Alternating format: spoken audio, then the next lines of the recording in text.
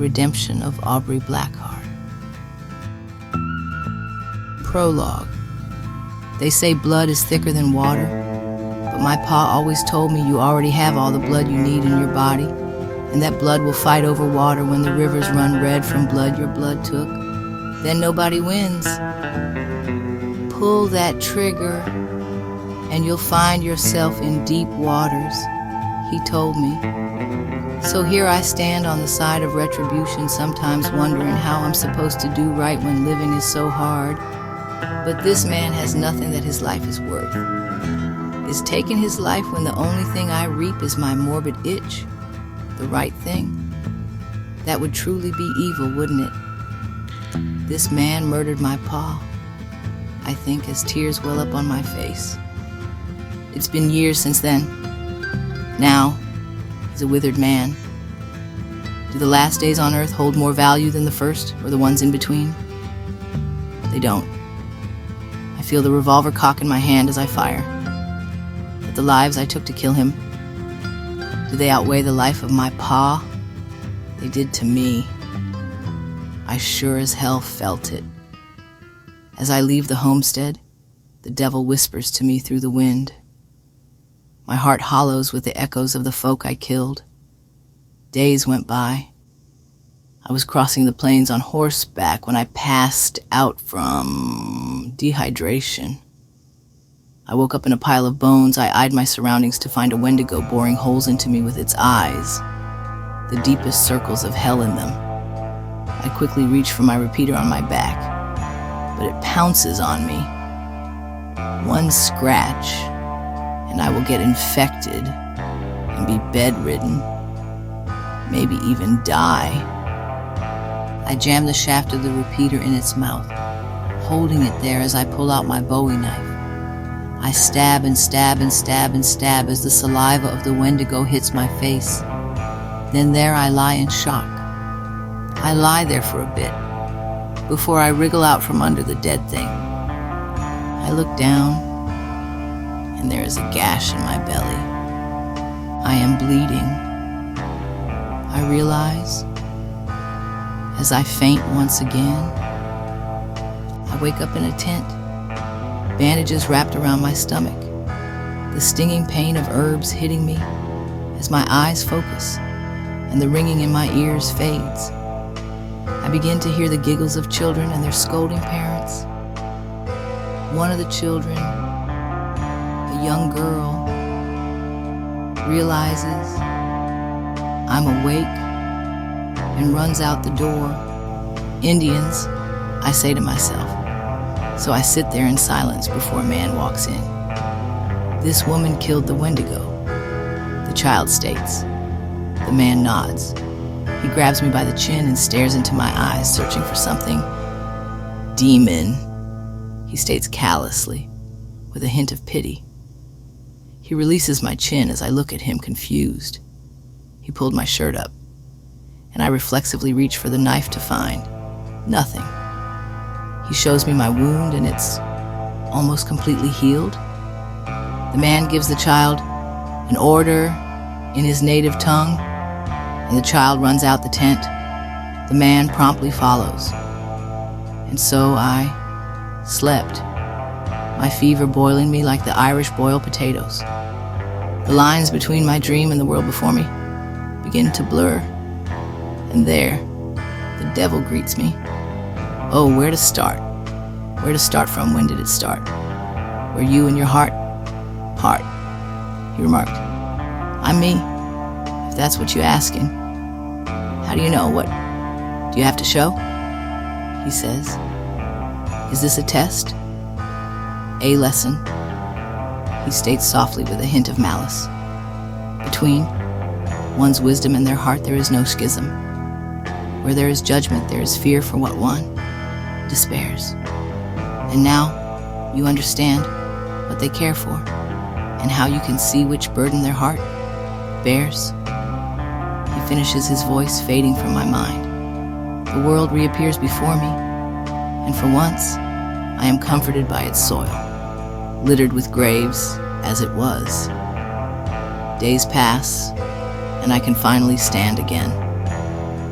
I walk out of the tent to see the settlement for the first time.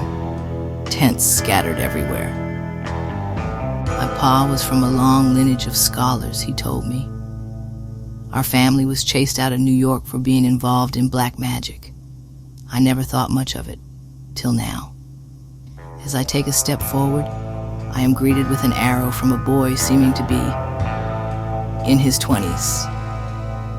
Stu-hoo, he spits. An older man lowers his bow softly with his hands.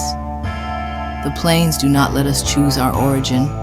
Makwa, however, our fate is up to the whims of the mountains' winds and lakes as they speak to us through our struggles with them.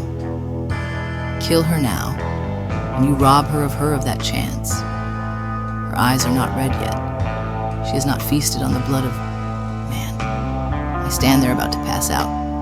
They bring me a raw piece of meat and offer it to me. How could I refuse their custom when they saved me? So I bite into the meat, expecting to be met with visceral disgust, but I find myself biting down harder. The taste is so sweet that the ache in my bones, my constant headache, and my lightheadedness are gone. The skies begin to roar, and lighting cuts across the sky as the torchlight light flickers and raindrops tap, dancing against the grass leaves. My teeth begin to hurt my body, begins to burn, and everything is louder. My senses overwhelm me and I fall to the ground. And before me, I see my face. Crimson blood-red eyes stare back at me in a puddle. Demon, I mutter to myself. The elder looks at me and asks, "What is your name, young woman?" Aubrey, last name, Blackheart Chuan Walter. The long days in the sun tan my skin. The chains on my ankles leave my skin raw as the salt from my sweat stings it.